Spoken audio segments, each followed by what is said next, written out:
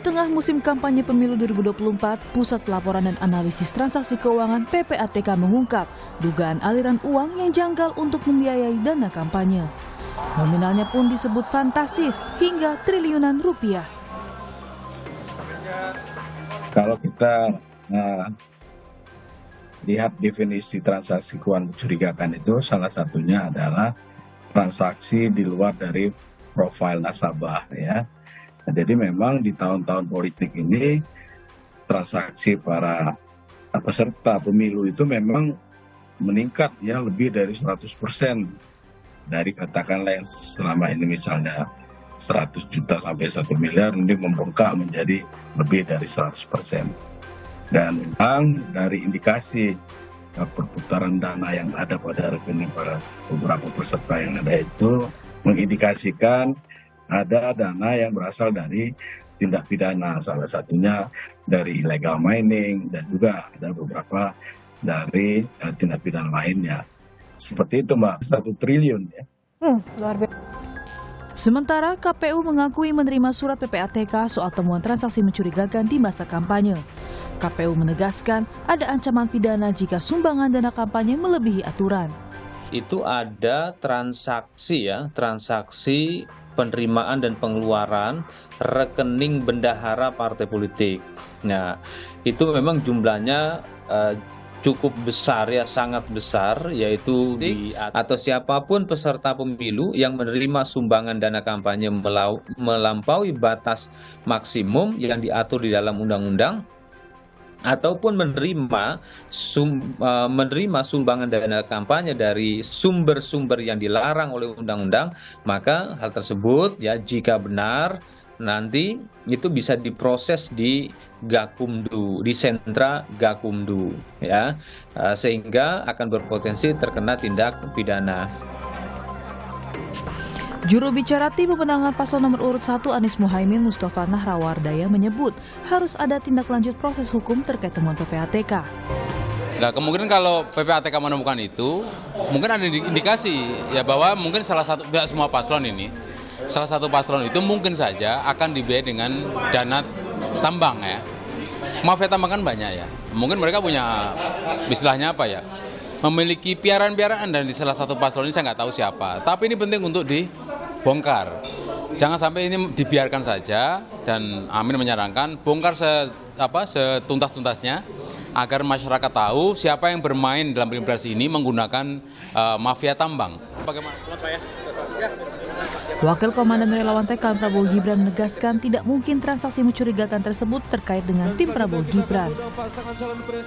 Ya, saya rasa kalau seandainya itu ada, silakan buktikan saja, laporkan. Karena kita tidak mau setiap capres, apalagi Pak Prabowo menegaskan, saya tidak mau dapat sumbangan dari hal-hal yang hitam. Dari judi online, judi, narkoba, apalagi tadi tambang, ya, illegal mining itu. Saya rasa Pak Prabowo sudah menegaskan hal itu. Dia tidak akan pernah mau menerima uang-uang dari hal itu. Sementara calon wakil presiden nomor urut 3 Mahfud MD meminta KPK dan Bawaslu segera menindaklanjuti temuan PPATK. Kedua, kalau itu uang haram, misalnya pencucian uang, biasanya kalau politik itu kan pencucian uang, ya, uang halal, uang haram itu dihalalkan, disimpan ke satu rekening, dititip melalui si A, si B, dan seterusnya. Nah, kalau itu memang pencucian uang, supaya ditangkap agar tidak terjadi, supaya diperiksa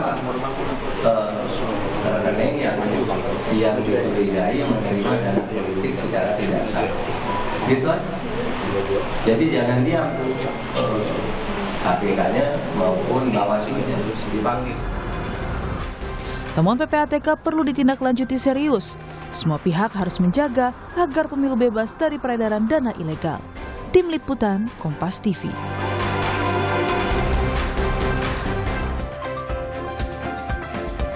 Pusat Pelaporan dan Analisis Transaksi Keuangan PPATK merilis adanya transaksi mencurigakan di pemilu 2024. Salah satunya adalah adanya rekening dari bendahara partai politik dengan jumlah transaksi bahkan hingga ratusan, bahkan informasi terakhir dari PPATK mencapai 1 triliun rupiah.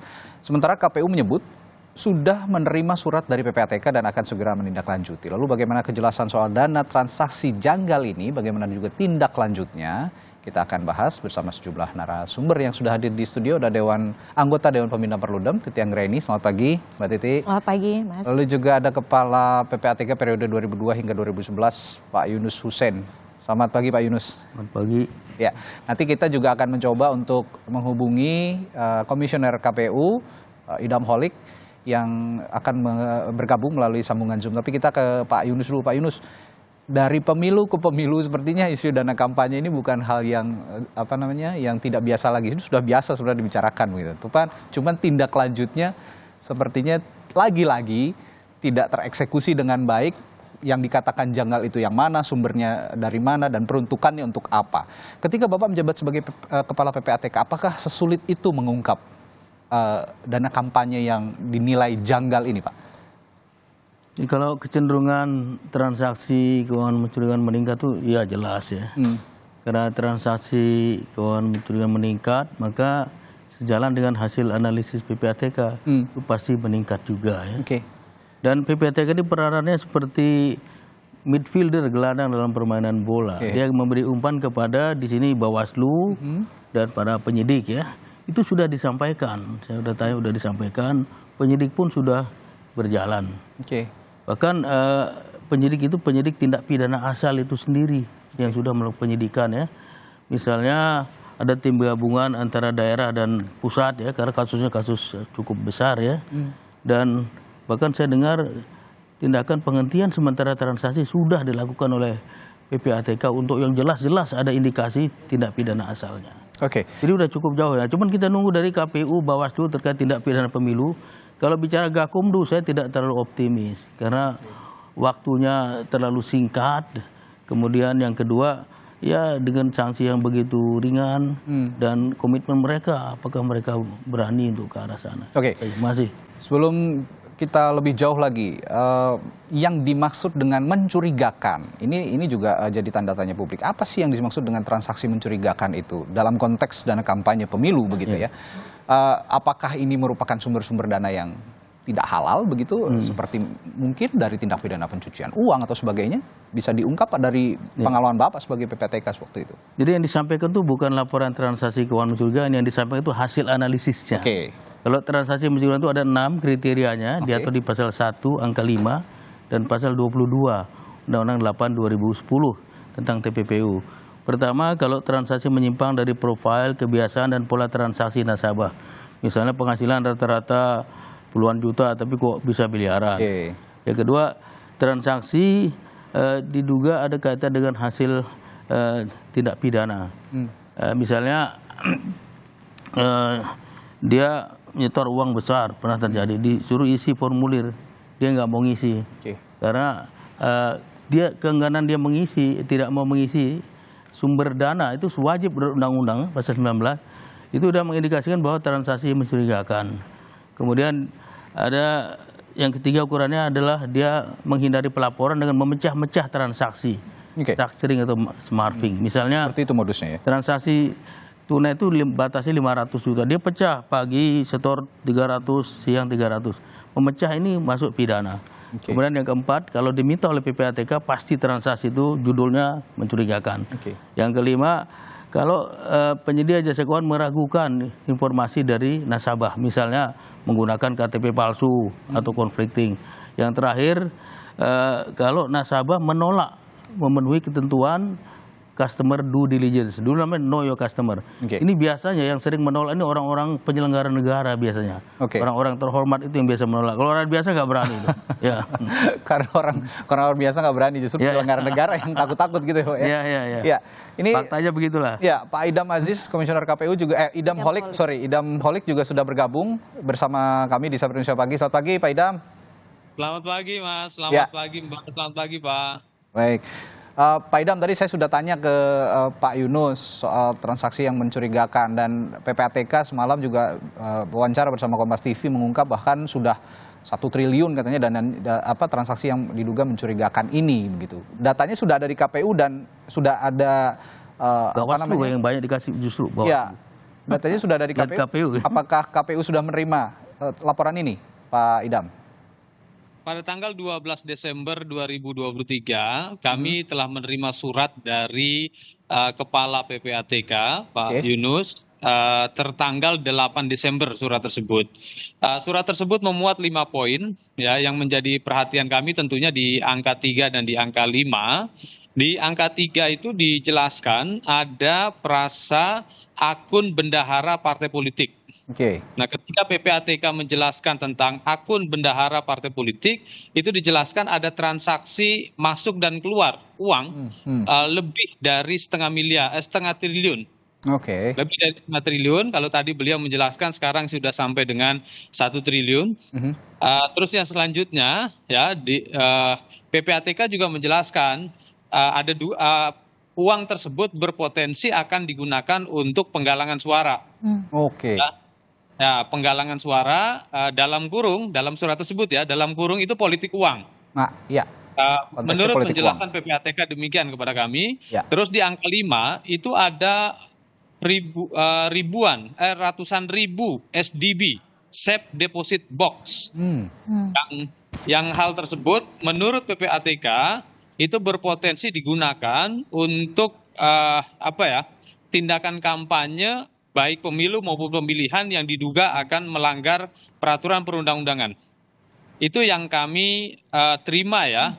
Nah, berkaitan dengan rinciannya, itu memang kami tidak diberikan rincian. Kami pun sempat bertanya, apakah memang hal ini terikat pada ketentuan pasal 17 huruf H angka 3 Undang-Undang Nomor 14 Tahun 2008 yang dimana rekening perbankan ataupun riwayat transaksi keuangan perbankan itu terkategori sebagai informasi yang dikecualikan. Kami sempat berpikir demikian.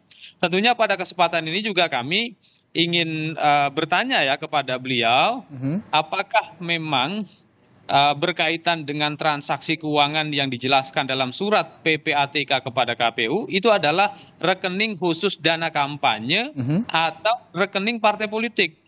Karena di tahapan penyelenggaraan pemilu, KPU hanya menangani rekening khusus dana kampanye atau RKDK. Kalau sekiranya transaksi uang yang kami terima informasinya itu lebih dari setengah triliun rupiah, itu adalah rekening partai politik, maka kami tidak memiliki kewenangan untuk menanganinya. Ya, jadi kalau sekiranya itu rekening khusus dana kampanye, itu baru memang kewenangan kami yang bisa jadi nanti atas rekomendasi dari Bawaslu, kantor akuntan publik itu bisa melakukan audit forensik terhadap transaksi keuangan. Nah, kalau sekiranya sebaliknya ya, kalau sekiranya itu adalah rekening partai politik, maka hal tersebut itu diatur di dalam Undang-Undang Partai Politik, bukan di Undang-Undang Penyelenggaraan Pemilu. Itu yang bisa kami sampaikan. Ya, berarti saat ini bolanya ada di Bawaslu begitu ya, Pak Idam ya, kira-kira ada tindak lanjut. Mungkin kami juga ingin minta penjelasan ya, kebetulan beliau ada di sini. Jadi yang dimaksud dengan rekening bendahara partai politik, apakah itu adalah rekening khusus dana kampanye atau rekening partai politik? Ini berbeda. Ini yang perlu diklarifikasi kembali ke PPATK nanti ya. Kalau berkaitan dengan Safe Deposit Box, itu memang tidak ada dalam aturan perundang-undangan. Ya, yang jadi pertanyaan ini apakah rekening dana kampanye ataukah rekening partai politik, dan pertanyaan selanjutnya apakah partai politik mana saja yang punya transaksi mencurigakan itu, ini juga nanti di Bawaslu kira-kira begitu ya Pak Idam ya, yang ingin kita tahu partai-partai mana saja yang punya transaksi mencurigakan itu. Ya, sekiranya memang itu rekening khusus dana kampanye, maka nanti memang domainnya di Bawaslu ya. Di Bawaslu. Jadi kami itu selama masa kampanye ini kami menerima itu 3 jenis laporan. Yang pertama, laporan awal dana kampanye. Yang kedua, laporan penerimaan sumbangan dana kampanye. Yang ketiga, laporan penerimaan dan pengeluaran dana kampanye. Itu yang akan kami lakukan audit. Dan jika memang suatu hari itu dibutuhkan audit forensik, maka tentunya itu bisa ditindaklanjuti dengan PPATK. Mbak Titi, ini ada fakta seperti ini. Saya melakukan riset begitu beberapa waktu yang lalu bahwa KPK pernah melakukan kajian Ini studinya pada tahun 2021 di beberapa penyelenggaraan pilkada begitu. Ini menunjukkan bahwa modal finansial itu berpengaruh hingga 95% untuk pemenangan calon. Nah, sementara visi dan misi program kerja hanya berpengaruh sebesar 40% saja kepada pemenangan calon begitu. Apa yang Anda lihat dari fenomena ini? Ya, bahkan di dalam riset soal benturan kepentingan, KPK menemukan bahwa sumber pendanaan itu terbesar adalah dari donasi. Jadi bukan dari harta pribadi si calon. Ya, memang kalau dalam pemilu kampanye itu donasi dimungkinkan. Jadi dan kenapa perlu ada donasi? Agar jangan hanya orang kaya yang bisa jadi calon. Kan begitu. Dan donasi itu bagian dari gerakan politik sebenarnya. Nah, oleh karena itu supaya donasi itu tidak menimbulkan potensi korupsi, maka dia harus transparan, harus akuntabel. Kita semua perlu tahu siapa saja yang menyumbang, uang itu diberikan oleh siapa dan diatur limitnya. Kalau di pemilu itu kan dari individu itu maksimal 2,5 miliar, dari badan hukum swasta maksimal 25 miliar. Dan prinsipnya adalah setiap donasi harus masuk rekening khusus dana kampanye. Semua kepentingan kampanye, pembiayaan kampanye harus masuk uang itu lewat rekening khusus dana kampanye. Dan setiap pengeluaran itu juga harus dilaporkan kepada KPU. Problem kita adalah selama ini termasuk di riset pilkada itu ya, yang dikonfirmasi oleh KPK karena respondennya adalah calon yang kalah. Mereka mengaku menyetorkan sejumlah uang kepada partai politik tapi tidak dilaporkan. Dilaporkan baik sumbangan untuk partai ataupun sumbangan untuk dana kampanye. Nah, jadi realitasnya selama ini kami pernah mempublikasikan studi judulnya Basa-basi Dana Kampanye. Yang pertama adalah tidak semua uang, bahkan mayoritas uang itu tidak masuk lewat rekening khusus dana kampanye. Uang untuk kepentingan kampanye itu dikelola oleh caleg dan dikelola oleh banyak pihak yang kemudian tidak terkonsolidasi dalam rekening khusus dana kampanye ataupun laporan dana kampanye. Nah, ini kan soal laporan dana kampanye, misalnya ada laporan awal dana kampanye. Laporan awal dana kampanye itu disampaikan peserta pemilu paling lama kalau untuk Pilpres itu 14 hari sebelum dimulainya masa kampanye. KPU sudah mengeset jadwalnya. Masa kampanye kan mulai 28 November. Sementara untuk partai politik peserta pemilu DPR, DPRD, laporan awal dana kampanye itu disampaikan paling lama 14 hari sebelum kampanye rapat umum. Kampanye rapat umum itu baru 10 Januari. Nah, harapan kita kan kita sebenarnya bisa melihat arus uang itu melalui apa yang disebut oleh KPU daily update ya, atau laporan penerimaan sumbangan dana kampanye. Tapi saya periksa, Pak Idam tolong dikoreksi ya, saya periksa si KDK itu sistem teknologi informasi KPU untuk pelaporan dana kampanye, untuk partai politik belum ada sama sekali upload soal penerimaan apa yang mereka terima. Nah, soal pasangan calon itu sudah ada, tapi kan baru rekening awal ya, laporan awal yang mereka buat. Jadi problemnya adalah kita agak kompleks kalau hanya mengandalkan undang-undang pemilu. Karena tadi misalnya itu rekening bendahara partai. Sementara Pak Idam sudah menyebutkan bahwa untuk pendanaan kampanye itu pintu masuknya hanya rekening khusus dana kampanye. Partai politik itu juga mengelola rekening partai. Tapi persoalannya kalau rekening partai digunakan untuk pemenangan dalam hari ini aktivitas kampanye tanpa disetorkan kepada rekening khusus, itu juga melawan hukum begitu. Karena konsepnya adalah uang yang digunakan untuk kampanye harus masuk lewat rekening khusus dana kampanye. Nah, sementara kan ini di rekening bendahara dan digunakan potensinya adalah untuk penggalangan suara yang disebut dengan politik uang. Berarti ini kan ruang-ruang ilegal tadi. Mas Radi pasti ingat ya, semua mengeluhkan soal politik biaya tinggi. Tapi kalau ngecek laporan dana kampanye kan tidak mencerminkan itu. Bahkan riset kami menemukan 2019 84,12% dana kampanye partai bersumber dari caleg. Dan itu bentuknya bukan uang, tapi natura atau jasa. Artinya memang uang itu tidak masuk ke dalam rekening khusus dana kampanye. Harusnya kan rumusnya adalah setiap donasi baik dari caleg, baik dari partai, baik dari individu seperti kita atau badan hukum swasta kan harus masuk rekening khusus dana kampanye dulu. Nah, mudah-mudahan PPATK tidak terpaku pada undang-undang pemilu ya. Karena limitasi kita banyak sekali, undang-undang tindak pidana pencucian uang dan semua instrumen hukum mestinya digunakan supaya ini jadi pembelajaran. Memang diberikan ke penegak hukum, bukan hanya Bawaslu dan KPU. Penegak hukum banyak kan mayoritas ke penegak hukum justru. Yang disampaikan PPATK itu yang sudah saya tanya. Nah, tadi disinggung juga oleh Pak Idam, ini rekeningnya rekening dana kampanye atau rekening partai politik, ini yang juga belum tahu, yang dibilang mencurigakan tuh yang besar yang mana. Nah, pengalaman Pak Yunus pada saat di PPATK, pada saat menelusuri itu lebih banyaknya ke rekening dana kampanye untuk capres-cawapres ataupun masing-masing caleg atau partai politik. Tapi jangan dijawab dulu Pak Yunus, kita akan jeda dulu. Nanti sesaat lagi kita akan bahas di Sapa Indonesia Pagi. Masih membahas data transaksi mencurigakan yang mengalir diduga ke sejumlah partai politik dan sepertinya juga ada ke sejumlah calon presiden dan calon wakil presiden secara individu begitu. Tapi ini masih belum bisa ditelusuri lebih lanjut karena memang saat ini masih dianalisis lebih lanjut, ditindaklanjuti oleh KPU. Saya tadi sebelum jeda bertanya ke Pak Yunus. Pak Yunus, kalau kata Pak Idam tadi bahwa sebenarnya yang masih rancu itu nih dana partai politik, mengalirnya ke partai politik atau ke dana kampanye untuk pencalonan masing-masing calon anggota DPR ataupun capres-cawapres. Nah, yang besar sebenarnya waktu pada saat Anda menjabat sebagai PPATK dilihat di sana yang besar tuh partai politik atau yang di capres-cawapres, Pak? Kalau RKDK jelas enggak ya.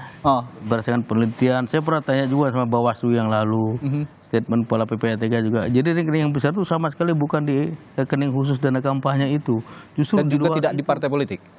Ya kemungkinan ya. Jadi di orang-orang, ini individu bukan partai. Individu, sekali lagi bukan partai politik, bukan calon-calonnya, tapi bukan individu. Di partai individu. Dikelola oleh individu. Saya tanya banyak di individu yang nyumbang ke bendahara segala macam, gitu ya. Nyumbang ke partai dia akhirnya itu. Nyumbang ke partai. Nyumbang ke partai.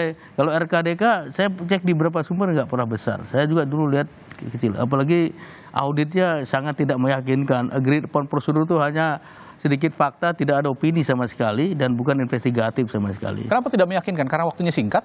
Atau bisa waktunya singkat juga, yang diminta itu namanya agreed upon prosedur itu ada atas permintaan yang berkepentingan sesuai dengan ketentuan, bahwa yang dilihat hanya fakta ini saja, tidak ada opini dalam agreed upon prosedur. Setahu saya tidak ada opini dan bukan bersifat investigatif gitu. Begitu ya. Dan ini juga sumbangan-sumbangan yang dilakukan oleh individu seperti yang Pak Yunus bilang tadi ini sulit juga untuk ditrace begitu Pak, kira-kira. Ya, apalagi kalau sumbangannya ke individu, sumbangannya in natura, jasa, itu lebih susah lagi. Gimana gitu, misalnya sembako, bendera, kaos, segala macam di lapangan itu susah benar. Lagi-lagi politik uang gitu ya. Apalagi tersebar kan di seluruh wilayah Indonesia. Karena yang seperti disinggung Mbak Titi tadi, banyak kan bukan uang, melainkan jasa in kind, natura ya. Mulai dari misalnya butuh logistik untuk kampanye dari ujung timur Indonesia ke ujung barat pakai pesawat ya, ditarterin pesawat begitu ya, begitu. Dan itu tidak dicatatkan. Dan itu tidak dicatat, tidak dilaporkan. Betul sekali. Nah ini juga jadi tuntutan yang serius begitu Pak Idam. Tadi Mbak Titi sempat bilang bahwa jangan berpatok pada undang-undang pemilu saja, bahkan banyak yang harus juga dikaitkan begitu ya, dijadikan cantolan begitu untuk menelusuri dana-dana kampanye yang dinilai mencurigakan ini. Tanggapan Anda seperti apa? Saya tentunya tidak dalam kapasitas menolak perkataan Mbak Titi ya. Saya salah satu orang yang selalu memberikan apresiasi terhadap pandangan-pandangan Mbak Titi tentang manajemen pemilu. Tapi tentunya kami dalam menyelenggarakan pemilu itu dari 11 prinsip yang terdapat di dalam pasal 3 Undang-Undang Nomor 7 Tahun 2017 itu ada satu prinsip yang namanya prinsip berkepastian hukum. Kami ini harus melaksanakan undang-undang pemilu. Tadi Mbak Titi sudah menjelaskan memang banyak limitasi-limitasi dalam praktek penggunaan uang di dalam pemilu ini. Saya mendapat hal tersebut. Tapi tentunya kalau sekiranya memang undang-undang pemilu ini memang banyak limitasinya, saya pikir undang-undang yang lain masih bisa digunakan. Ya, undang lain bisa digunakan yang tentunya nanti penegakan hukumnya juga tidak menggunakan penegakan hukum pemilu. Dan saya pikir ini bukan wacana baru karena memang dalam penyelenggaraan pemilu serentak 2024 ini menggunakan Undang-Undang Nomor 7 Tahun 2017 yang digunakan untuk penyelenggaraan pemilu serentak 2019 yang lalu. Oke, Pak Idam, kalau nanti ini kan sekarang ada di Bawaslu, sedang ditelaah begitu ya oleh Bawaslu laporan dari PPATK ini. Kalau memang misalnya nanti Bawaslu berani begitu mengungkap bahwa ini betul sumber dananya tidak sahih begitu ya, tidak bisa dipertanggungjawabkan, dan mengalir ke mungkin ke capres-cawapres ataupun ke partai politik, tindak lanjut bersama yang akan dilakukan KPU bersama Bawaslu apa nanti kira-kira? Ya, kalau sekiranya menurut hasil kajian Bawaslu terhadap laporan yang disampaikan, laporan temuan pemantauan transaksi keuangan yang disampaikan oleh PPATK itu ternyata memenuhi unsur dugaan kuat tindak pidana dalam pemilu, maka Bawaslu bisa meningkatkan proses hukum ini ke sentra Gakumdu. Oke. Ya, nanti kita tunggu saja bagaimana keputusan Bawaslu terhadap laporan pemantauan pemantauan transaksi keuangan yang disampaikan oleh PPATK. Kalau informasi berkaitan dengan transaksi keuangan yang disampaikan PPATK kepada kami itu sifatnya global sekali. Dan tadi juga Pak Kepala PPATK Pak Muhammad Yunus ini sudah menyampaikan ya bahwa memang sifatnya umum sekali yang ke KPU itu. Oke. Ya, kalau misalnya nanti dinilai melanggar, apakah memang ada dampaknya kepada kepesertaan peserta pemilu, Pak Idam? Ya, tentunya dampaknya ada ya. Yang pertama, pemilih akan melakukan penghakiman terhadap partai politik, ya, melalui opini publik. Ya, yang kedua, tentunya akan ada sanksi tindak pidananya. Ya, oleh karena itu kita tunggu saja bagaimana hasil Bawaslu melakukan kajian terhadap laporan penemuan transaksi keuangan yang dilakukan oleh PPATK selama bulan April sampai dengan bulan Oktober 2023. Oke, menarik bahasanya Pak Idam tadi, penghakiman, masyarakat menghakimi peserta pemilu begitu. Apakah itu pengaruh juga buat peserta pemilunya, penghakiman dari publik ini? Kira-kira Iya, pertama begini ya, untuk bisa sampai pada tindakan itu maka literasi dan awareness publiknya harus dibangun. Maka diskusi-diskusi seperti ini mestinya dimaknai oleh pemilih. Hari pemungutan suara itu bukan hanya datang ke TPS mendapatkan surat suara dan mencoblos, tapi memastikan orang yang dipilih itu anti korupsi, bersih, berkampanye dengan benar dan melaporkan dana juga dengan benar, itu jadi penting. Nah, oleh karena itu sosialisasi KPU juga harus berkontribusi untuk itu ya, meluaskan cara memilih dengan benar dan memastikan suara kita berharga itu soal mencermati tahapan, dana kampanye dan seterusnya.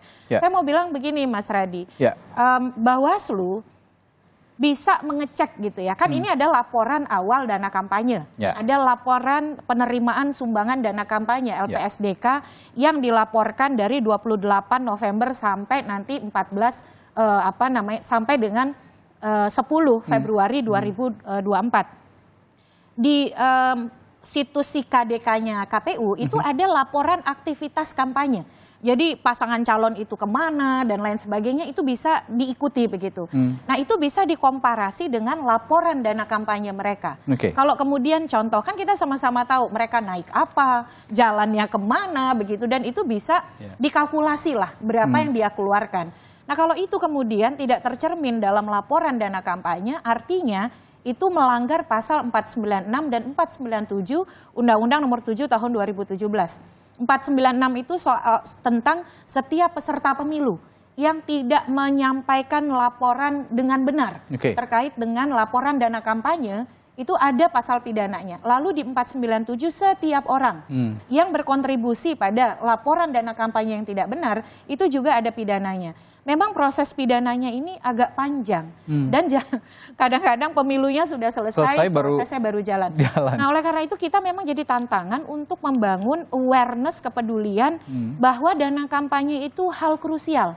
Dari situlah titik mula soal komitmen anti korupsi. Kalau kita bandingkan dengan Jepang, Jepang itu kan 4 menteri mundur loh.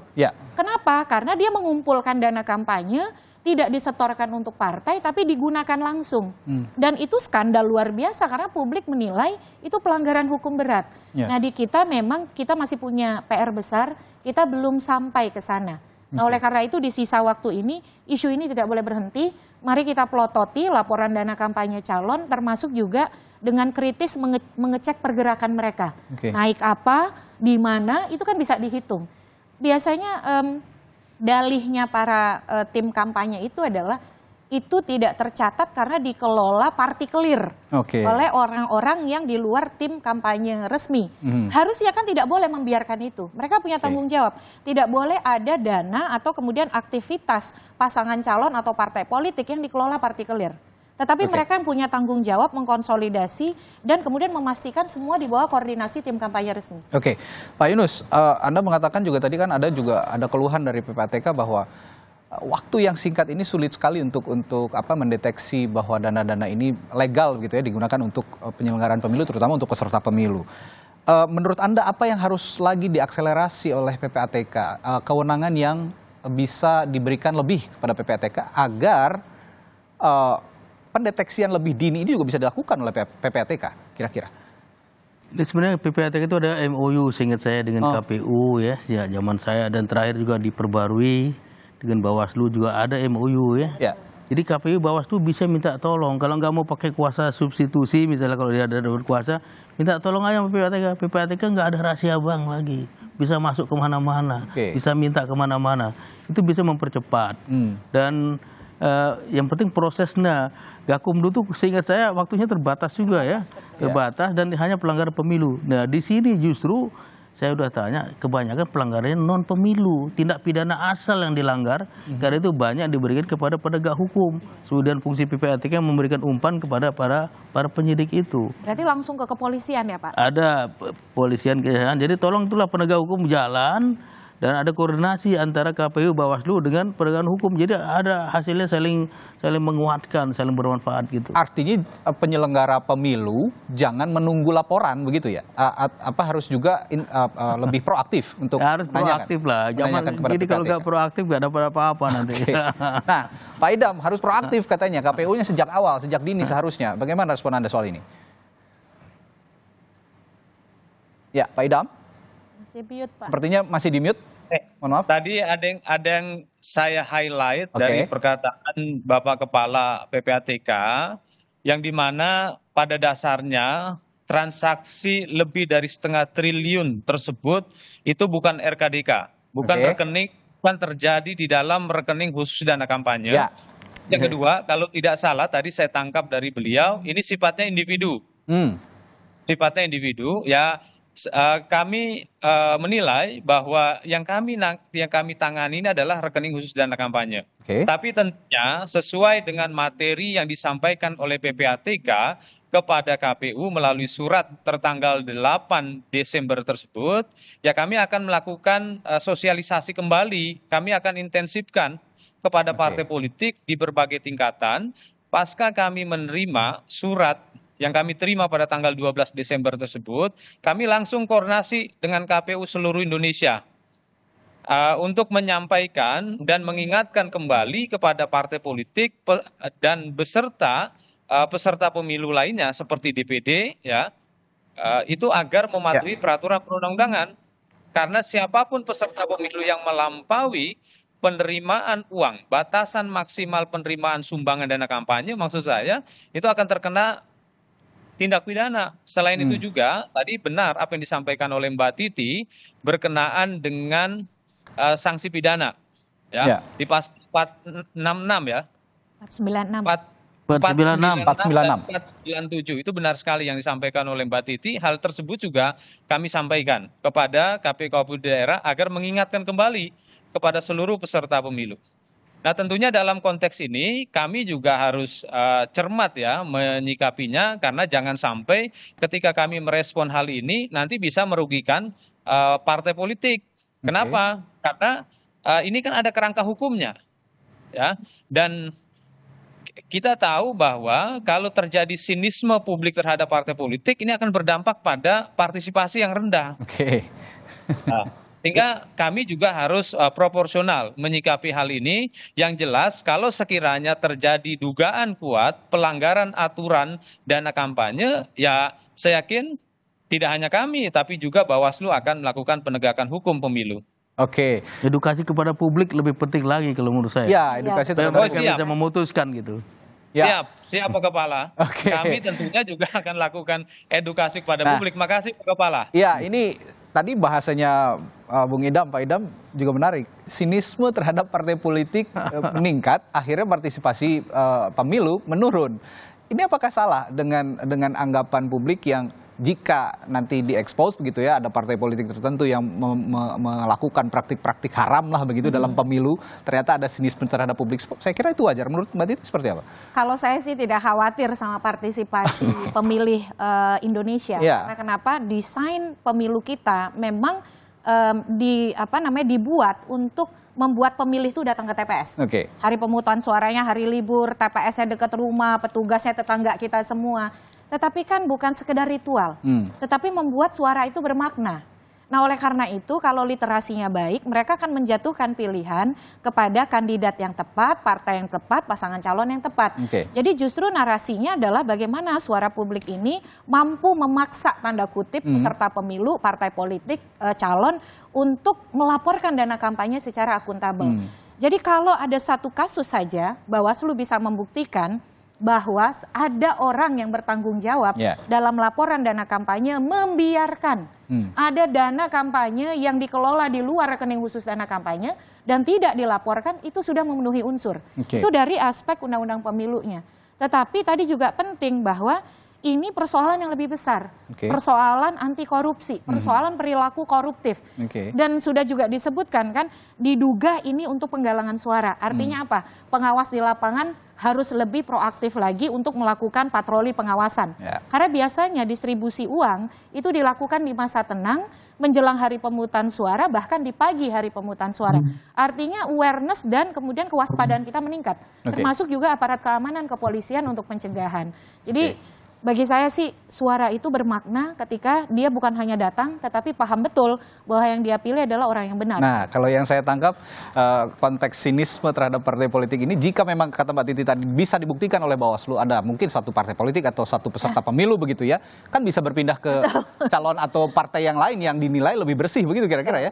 Tapi Gakumdu itu hasilnya setelah pemilu jangan-jangan. Iya itu itu masalahnya. Nah ini. Sehingga masyarakat tidak bisa memberikan sanksi sosial atau market disiplin. Seharusnya dia ada informasi, dia bisa putuskan, berikan sanksi sosial atau market disiplin lah bahasa ekonominya itu, biar kapok orang-orang yang nggak benar ini gitu. Nah ini juga saya akan tanyakan terakhir Pak Yunus, bicara ke depan gitu ya, apa yang bisa Anda sampaikan untuk memberikan masukan kepada PPATK maupun juga koordinasi dengan aparat penegak hukum, lalu KPU sebagai penyelenggara pemilu, lalu juga penindak pelanggaran pemilu, Bawaslu, kira-kira apa saja dalam konteks dana kampanye yang bisa kita bilang banyak yang mengalir lebih banyak haramnya daripada halalnya begitu kira-kira. Jadi pertama ketentuan itu memang harus disempurnakan. Karena kita lihat banyak loopholes ya.